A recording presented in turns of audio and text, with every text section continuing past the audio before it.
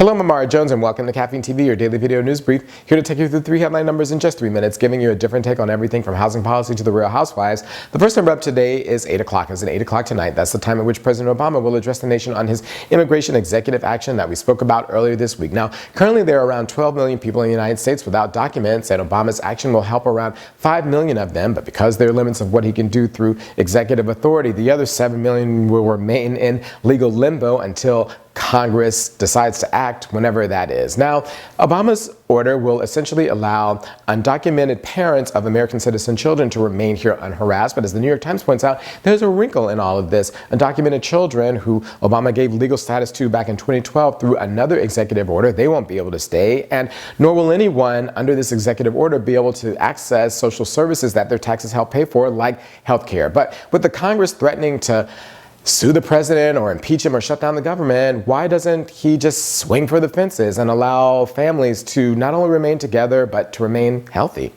The next number up today is 3.2, as in $3.2 trillion. Now, that's the amount of essentially unsecured debt that Americans have, according to the Federal Reserve and as reported in The Guardian. Now, the problem with all these loans and cars and credit cards and student debt is, as you've guessed it, the economy hasn't recovered. So if you want to know what the next financial bubble looks like, you might be looking at it, especially when a lot of this debt, especially in cars, is in subprime loans. The same thing that we did to collapse the housing market is perhaps setting our economy up again for a risk and a fall. But the good news is that the Federal Reserve, unlike the last time in 2008, are actually paying attention. So let's hope that they can prick this bubble before it bursts.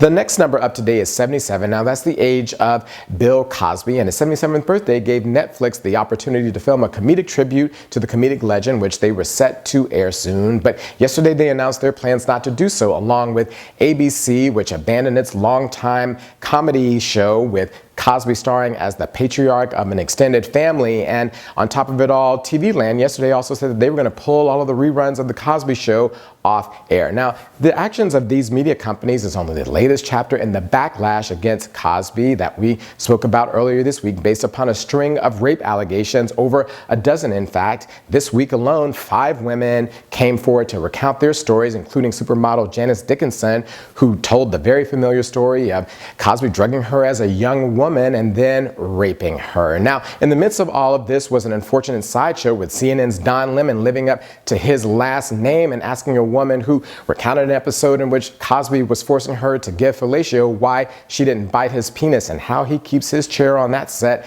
I don't know. But in the midst of all this is something that's interesting, and it was raised by MSNBC correspondent Erin Carmen, who said that all of this shows that the internet is not a place of forgetting, is not temporary, but is a place of memory. And giving the sexual allegations against Bill Cosby, there's certain things that we should never forget.